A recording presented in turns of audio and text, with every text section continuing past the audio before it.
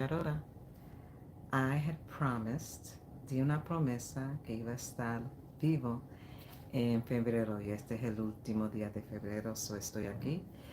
I had promised I would be speaking about the Pensionado Visa in Panama that I got in February, and it's the last day of February, so here I am. Totally unprepared, but I can't go to sleep. I said I was going to do something, and I'm doing it. All right, so I, it's February 28th right now, and I had said that I was going to do this in January, but a little snafu happened because you're supposed to have your FBI background, criminal background check, which you can get, but there was a problem with my fingerprints. I was told at one of the post offices that when you're over a certain age, you're not hydrated enough, so it's hard to do your fingerprints on that machine. And one of the other people from Exodus Summit told me I must drink a lot of water, put on hand lotion, put gloves on, go to sleep at night. I couldn't. So I ended up doing the fingerprints sometime in January, but I had to postpone. Well, I still took my vacation for work, but I had to postpone my trip to Panama till February. So you have to have your fingerprints done, and you can do that online through the IRS website. There are so many other sites that discuss this when you're talking about getting your paperwork together. The person I happened to use was it was referred to me by, and it's going to be reversed. I know it's not, I think it's reversed, but it was a lawyer called Bernal. She has a lot of YouTube videos, and a lot of people have gone through her in Panama.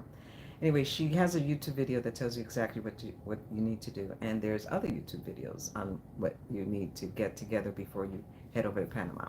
So you have to have a lifetime benefit letter, either from the place that you're retiring, or your Social Security. So for those of you who get Social Security already and are thinking about going to Panama, all you need is to make, or you have to prove you have at least $1,000 a month if you're going to go that route, because there's other ways to get the different visas. But if you can get the letter, and then you have to get it notarized, and after you get that letter notarized and the criminal background check, both of those things, criminal background check, your lifetime letter saying that you're getting whatever, $1,100 a month, lifetime benefit, you have to take those to the Panama consulate in your town. For that, you have to make an appointment. It probably would only cost $20 or $30. You have to check in your area in order to see what they would charge. I'm a little impatient, and despite the fact that if you saw my Mexican visa one, uh, yes, I speak fluent Spanish, hablo español sin problema, but I don't speak legalese, so for that one, I used a facilitator. For this one, you have to use a lawyer for Panama. I think you have to use a lawyer for Portugal too, but I don't know. That's another story, which I'm not trying to do. But so so what I did was I was rushing because I had an appointment for the 5th of February, and it was kind of the middle of January, and I was supposed to send all my paperwork to Panama so that I could make it into my appointment. My plane was leaving the 4th. I was going to be the 5th. I ran it kind of close. So the notary I looked for, because the county that I'm in wouldn't notarize. Was it the county? No, my federal credit union would notarize it because the wording that I used, or the wording I had on the letter, wasn't appropriate for them. And I'm a notary, and I should have known that. But of course, I can't notarize my own stuff. Anyway, so I formulated a letter and put it into Google, the nearest notary near me, because by the time I figured it out, it was Friday afternoon. I was leaving in 2 weeks, so I still had enough time. So I found a notary, and he was like 4 blocks away. It's wild, in this county. Found him, and I told him I needed this notarized, so I was going to take it to the consulate myself. I'm going to try to find an appointment within a week because I was leaving in 2 weeks. So um, I'm there. He's asking me all these questions. Well, why do you need this notarized? Why this particular thing? So I told him, I'm trying to get my pensionado visa in Panama. And he said, so Panama is part of The Hague. The fact that he knew that right off, I was like, what? Yeah, it is part of The Hague. And his business happens to do apostilles. So you have to apostille the paperwork after you notarize it. So he said he could do that too. It's a little pricey, but it was worth it because he was getting that done. Then, and then I would send it forward. But and I think I brought him, and I should have done it together. But when I realized he could do that, I think after the fact, I gave him the criminal background check. When you do the criminal background check, you're doing it online. Watch one of the videos that talks about it's like an IRS website or it's a federal website. Oh, never mind. I'm just realizing it might be a little iffy now. Anyway, so you go online, you do what they tell you to do step by step. Then you set it up to go to the nearest post office. Go to the nearest post office with the letter from your email, and you pay the post office, I don't know if it's $30 or $50. You get your fingerprints done, and then within 24 to 48 hours, you get the criminal background check delivered to your email. And I think within 4 days, it gets delivered to you. And it's just like a plain piece of paper. Now, I work for New York State government, and when you get fingerprinted, you usually don't get much, but the particular job I have, I can literally see. I mean, I can't get into that. Anyway, so you get the paper, and that's the paper you have to get apostilled. And apostille basically means that the State Department of the United States or the Panama government is certifying that this information is correct, which is weird because it was coming from the federal government anyway. And anyway, so the gentleman's company was able to do both. Again, it's a little bit more expensive than you would do it if you got to go to a consulate. So if money is tight, I would give myself a lot of time. Now, here's the thing. The fingerprints and all that information is good for 6 months. If you go past the 6 months, you got to do it all over again. Anyway, so all of that stuff was done within 2 weeks. It was sent to the law offices, and then I landed in Panama City. It was the first time I was in Panama City. I've never been there before, but I watch a lot of videos and I get a feel for things. That's kind of how I got a feel for joining Exodus Summit. Sometimes you know. And thank you, Stephanie Perry and Adelia and Rashida Dow. And of course, I do watch from time to time. There are a couple, Rick and Halisi in Our Black Utopia. So those are YouTube videos that you could look at to get yourself straight. Right now, the Our Utopia people are kind of political, but they're laying out the laws of what you need to do to get out. I'm not in panic mode because I'm vintage and I have to take my time doing things. So, but yes, I actually have to, in New York State, have to walk around with my papers. And yes, I have been asked to provide paperwork to prove who I am, even though I speak like this. Yo no estoy hablando en español. Imagínate. So, moving forward. So I'm in Panama City. And the only way I can describe Panama City is if you've ever been in Brooklyn or the Bronx, it's like that with everybody speaking Spanish because it's really congested. It's a city. I'm not a city person. When I was in Mexico, I was in Puerto Vallarta, but I wasn't in Puerto Vallarta. I was in the suburbs of Puerto Vallarta. So it was easier by the water, the whole thing. Panama City itself, if you're in one of the high rises, which I got to be in a couple of different people's homes, it's a very welcoming place. The view of the Pacific is amazing. It is, you take it in. It's kind of like being in Hawaii. I mean, it's still the Pacific, but you're still on this side of the stratosphere, whatever. We're on this side. How can I put it? The Gulf of you know what? So it's just beautiful to look at that view. It's serene. It's peaceful. it's centering, it's grounding. Anyway, so Panama City itself, when you're walking in Panama City, can be a little much. I'm a walker, and I did have to take a lot of Ubers, and they're so inexpensive. I mean, they're cheaper in Mexico, but considering that, and you can go to the airport in an Uber for about $20, and even less if you connect with the people that are driving you. I was fortunate towards the end that I got all the drivers were terrific, um, but there weren't that many Panamanian drivers. So it turns out, I guess they weren't supposed to be, but they weren't supposed to be not Panamanian. They were mostly Colombian, Ecuadorian, Venezuelan, Costa Rican, and the way I find out is I can't sit in the back, I get nauseous. So I sit in the front, we have a conversation, and the minute they say, "Oh, tú eres panameña, de Panama," you know that they're not Panamanian because my accent is not Panamanian when I speak Spanish, it's Puerto Rican. So only Panamanians knew that I wasn't from Panama. And there were very few Panamanian Uber drivers. They also have a thing called InDrive. It's an app, IN Drive, and the InDrive is supposed to be less expensive. The InDrive drivers told me that I have to be careful because it may not be safe, which is weird because they were InDrive drivers. It's not like Lyft in the U.S. Because Lyft is kind of just like Uber.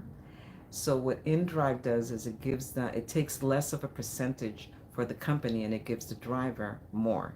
There was one more app, I don't remember what it is, but I did use Uber more just to be secure and it was tied to my credit card. That's another thing I want to talk to you about.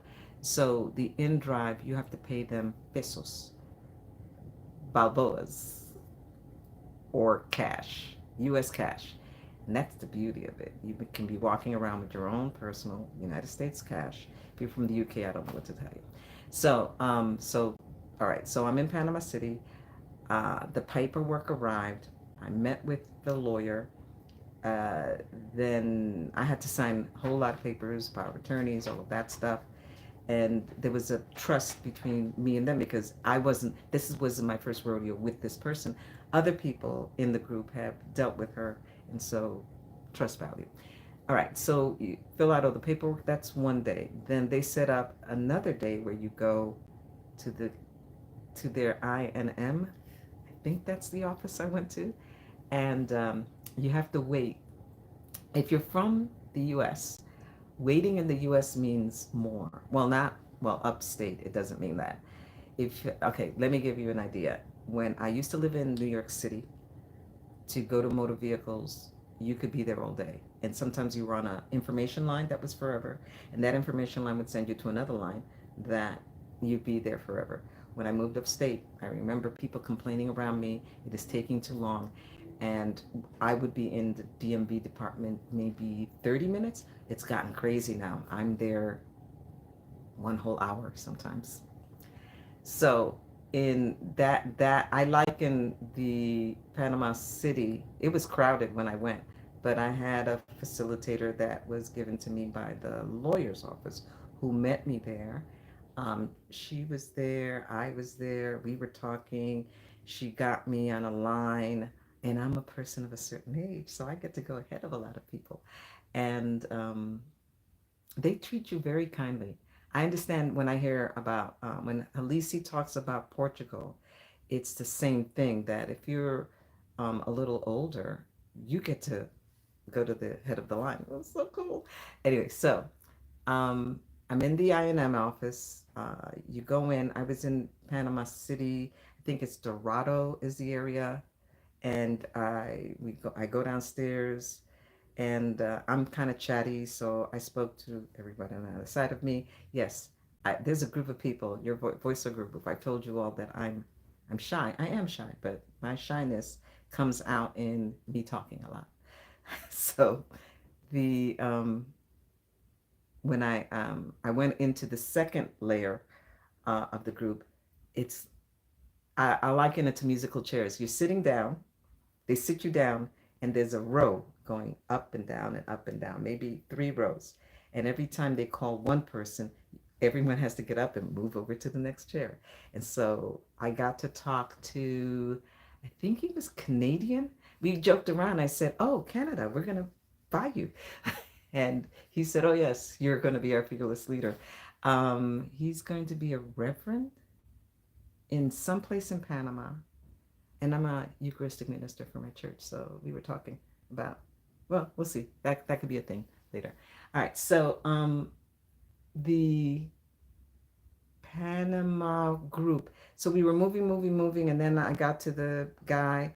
It took all of maybe 45 minutes at that point. All together, I was there for, I would say, an hour. And so I was done. And what people don't do in Panama is they walk, but I like to walk. So afterwards, I started, I got my card. Oh, got my card. I don't know where my card is. There's a video that either Maggie Laguerre does or Mary Goff. I can't remember who did the video of a group of women going on public transportation in Panama. They have a pretty good. I wasn't inside the train, but they have a metro train, and the stops are like every. It's walkable. I was in the El Cangrejo area by the Metro Carmen. I think there's a church there, the Carmen Church. Anyway, so you can walk. The reason I'm saying that is because I noticed this, and one of the videos that either Mary Goff did or Maggie Laguerre was about getting yourself a Metro card, and uh, you pay $2 at the Allbrook Mall, and then you have to you have to recharge it in the machine. So I think I have like $2 on this, and traveling on the subway is 35 cents, but it'll be 25 cents for me. Anyway, why? Because I've got this. So cool. I don't want to like, anyway, so I've got my pensionado. Wait, this is the right one, right? Yeah, because this is the Mexican one. All right, so this gives me, they gave me this that day. Yeah, they gave me this that day because they took the picture that day. And picture looks okay. So the pensionado visa is for anybody that is over 55 years old. You have to show that you're going to be making $1,000 lifetime per month, and it gives you discounts on your water bill, maybe your rent. There's a whole lot more. It gives you discounts on the videos will tell you about that. My sole purpose right now is to let you know about my personal experience, and it was pretty good. I'm not a city person, so when I go, so this is temporary. I have to go back in 4 to 6 months in order to get the permanent one. And when I go back, I'm gonna probably try to stay by the beach. And I've made quite a few friends over there. That's another thing. There's so many expat groups there. So here in the States, I'm part of Exodus Summit. Through Exodus Summit, I'm part of the New York City Exodus Summit, which I don't live in New York City. I have to travel out there to New York City. I'm also part of a decluttering group, which meets. I really need that one. I'm part of a money group. There's like 5 or 10. So the clutter group, I should probably talk to them about that. I think all of us have the same issue. We have a lot of emails, we have a lot of clutter, we have a lot of groups, a lot of different groups. In Panama, I was part of one group when I got there. I am now part of about 4 groups. Um, some of them are eclectic, some of them are solely one type of thing. And so there's a hike every Friday. I got to experience a hike at 6:45 in the morning with a bunch of great people. And I look forward to doing that again. And all that's running in my mind is that's in Panama. Panama City is like being kind of, as parks are concerned, it feels like you're in New Orleans. New Orleans has that big city park. And they have, Panama has a bunch of little parks that you can walk in. Kind of like being in Boston too with the parking and walking. The thing I don't like is trying to get from one place to the other. If I don't take an Uber, I'm walking with a lot of congestion, so my eyes burn, my chest, it's just too much. I'm not suggesting that people with asthma may not enjoy it. You just probably should bring your inhaler. I haven't had asthma in many years. It was stress induced from a job that I no longer have, thank God. So, well, I mean, I liked the job, but I didn't like where I was at. So we in returning, I'm gonna probably be by a beach area. Now, the thing about a beach is I'm on electronics all the time, so it's important that I protect my electronics because salt water rises, condenses, and it kind of messes up your equipment. Now, I put props here so I would know what else to talk about. I already showed you these. I showed you this. This is not the only person you can go to. I would, if you have people or watch videos to vet whoever you want to use, that's fine. I did this light thing because if I put the light right on me, I feel I'm from a generation where people used to put Vaseline on the camera lens. Oh, okay. So just before I left, I did a lot of little things. So I was on a carrier that I switched off of, and I went to a different carrier, right? Because that for unlimited for me, you could look it up, is $25 a month. A month, and it's good for unlimited everything, data, text messaging, and phone calls in the States. So when I had gone to Mexico, the one I was using was fine in Mexico. And Panama, like Mexico, you can use your regular plugs. I travel with those adaptable things that you need, I guess, in Europe, but you don't need them when you go to Panama. I don't know about the West Indies or the Caribbean. But when you when you're in a different country, you have to. The good thing I found out when I was there, because my Tello didn't work in the airport. No one's anything worked in the airport. Their Wi-Fi wasn't that good. Um, so I had to go get the SIM card. They have three different places. They have Mobile, whatever. I use Tigo myself, and this is just like a model. So I got an eSIM for my phone. I have a, oh well, this is an old phone. It's a 2020 Galaxy, and I'm gonna have to update it. I don't know which one I'm gonna get, but I'm gonna get a new phone soon. Anyway, so because I need a dual SIM card in there. Yeah, so I have this thing where I can keep my SIM cards. I don't know if you can see it, but I'm gonna put all the SIM cards in there because I'm gonna be traveling a lot, and I have to keep track of. I should probably label them too. Which country? Anyway, so the SIM card I got with Tigo in Panama was for 20 days, and it cost me $10. The SIM card gave me a new phone number, and you guys are probably better at this than I am. It gave me a new phone number, and it was an eSIM.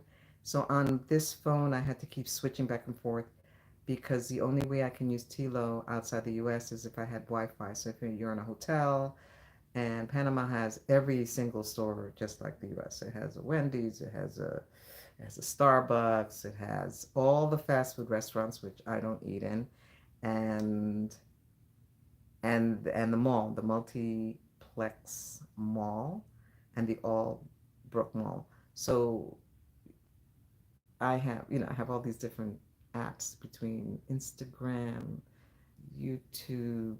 There's a game I play around the world, Ingress. I'm big on that. I'm still level 14. Segue. So in Spanish, squirrel is ardilla. Sometimes I have to say that to myself.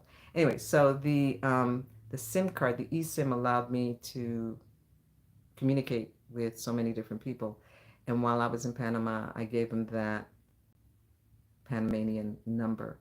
because there's a few things you need to utilize. I think when you're anywhere in the world, you have to use the number for them. But for me, it was like a brand new thing to use a SIM card because even when I was in Morocco, I didn't. I paid that extra money to that company in order to have roaming, and it can get a little expensive. So that's that. So okay, so I got that, did that, told you about the eSIM for the phone, and that's about it. I mean, I could go into packing. While I was there, in one of the other groups, subgroup, I connected with this lovely lady who's from Norway. Her husband's from Kenya, and they have a child. Yeah, and we hung out like a whole day together. And she speaks Spanish fluently, Norwegian, French, German, I think Russian too. Oh, and she speaks, well, whatever they speak in Kenya. Anyway, so we were talking, and she teaches people how to speak Spanish, and so do I. But I do technical Spanish because MD here, um, past life. So I know technical Spanish. I know regular Spanish. I know tax Spanish. I don't know legalese Spanish. That's like I don't know legalese English.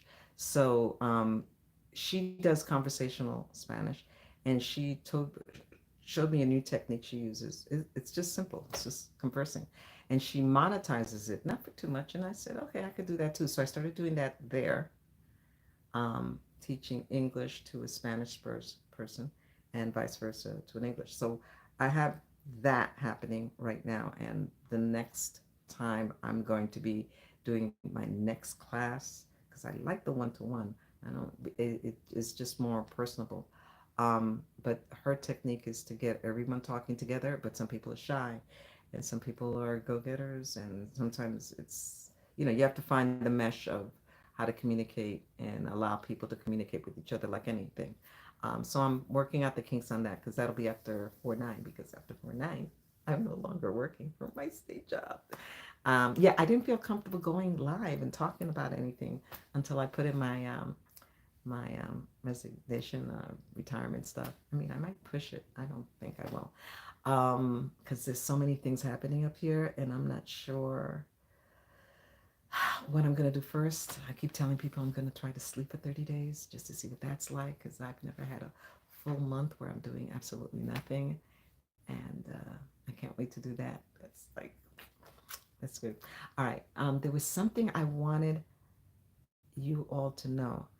Start looking up Celia Cruz. She's got some really nice upbeat songs that tell you about living, reír and llorar, and it's I grew up only on Spanish music, and sometimes most Spanish music is about boy meets girl, boy loses girl, boy jumps over the cliff. Anyway, a lot of it is kind of like country western type, but sometimes you get like a Mark Anthony or Celia, or that gives you an upbeat that talks about living your life. Yeah, there's quite a few songs that Celia sings that are pretty uplifting, and it's kind of cool.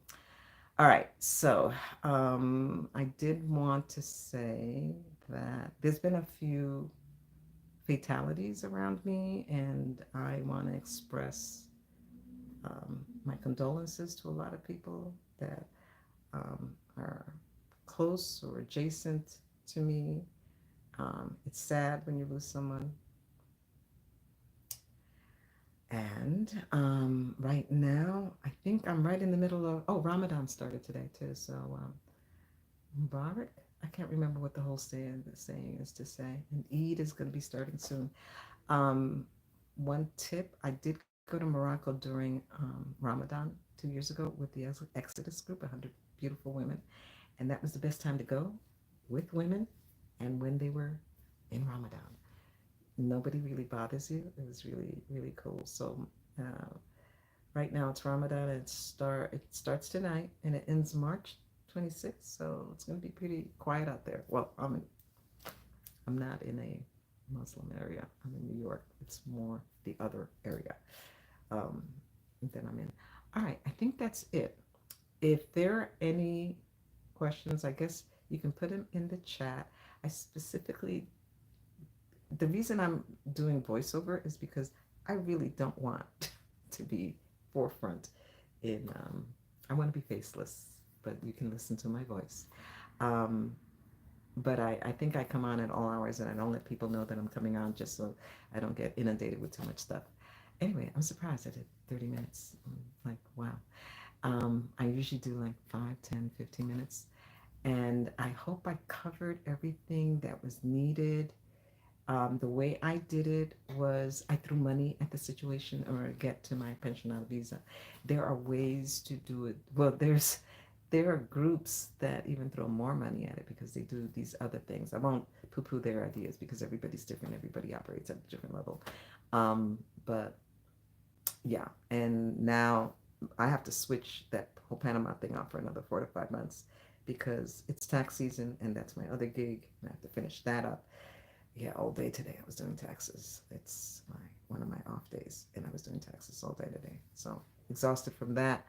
And I have to switch over because I have to go back to Mexico. So the Mexico thing is I just got my residency last May. And before my daughter's birthdays, I have to go back and get my 3-year renewal. And that's happening. So I'm setting that up. And then I found out that I cannot travel from Mexico to Panama and save money. Money. That was the other thing. The other thing I did just before is I had listened to Adalia's YouTube video. She interviewed this woman who travels using the credit card fix.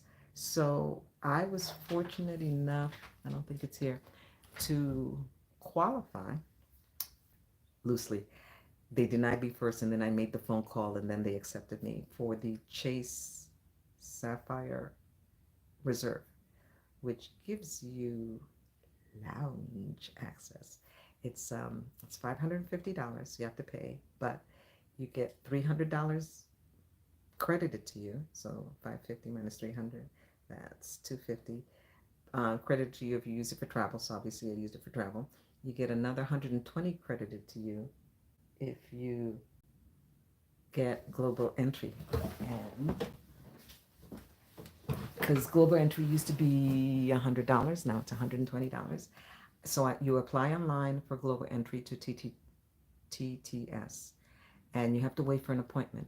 But if you are traveling internationally back into the U.S., you can I got an email, and it said I can go and apply for my global entry, and so they give you TSA pre-check, which is leaving, I guess, the U.S. or leaving, so you don't have to be on that long line, you're on the shorter line, and they give you global entry. I'm so happy. Yeah, this arrived like a week, it arrived this week. Sometimes you get mail and you get it's ominous mail, and I was looking, I'm like, who did I mess with? And then it was this. I was like, yes. All right, so I've got my global entry, so now I don't have to stand on a long line coming back in. They have to do this whole biometric thing of your face. The thing I put on one of the Facebooks is when you're traveling, normally you have that bottle of water you drink, and then on the other side, after you get checked in, you fill it up with water. Life's good. That's leaving the U.S. That's great. With Mexico, there is no water on the other side. So if you hydrate, because you'll have your empty bottle of water, and there is no place to get water unless, I haven't tried it yet, you do a lounge. I don't know if they let you do the lounge. In Panama, the lounge is great. Food, terrific. You fill it up with Coke. I had empties. I had Coca-Cola. I had water. But they do a second check, going and coming. So you're in the U.S., you're at the airport, they do that whole check on your carry-on. You land in Panama, for some reason they think something's going to happen on the plane, they do another check of your luggage. Leaving Panama, they do the check And then I went into the lounge upstairs, filled up with water, the whole thing, food. I get to just right outside the gate to get onto the plane, and they go, no fluids allowed on the plane. So I'm like, okay. I drank the Coke, drank the water, very well hydrated. And I always have a good seats. I was, walking distance from the bathroom, but it's a 5 hour flight, whichever way you're going, whether it's Panama or Mexico. And so, one shot to the bathroom is fine. But that's something to remember, that you're not allowed fluids going onto the plane. It's something weird to get used to for me, because I'm used to having a little bit of water always on the plane with me. But they do give you water and drinks and stuff on the plane. Plane, water, food, global entry, TSA. That's all I can think of for now. And the flight back was fine. Because it's 5 hours, I get to see, like, if I'm not tired, I get to see like 2 to 3 movies. And that's about it. Any questions, you can put them in the chat. I am going to, once I do the paywall, I might be doing a YouTube thing where people have to pay to be part of it, because I'm being told I have a lot of information and I should be monetizing it. I've never actually done that. But we'll see. We'll see. Things are changing for the better. I'm thriving. What is it? 2025 is a year to thrive. Take care, guys. And let's see. Go this way.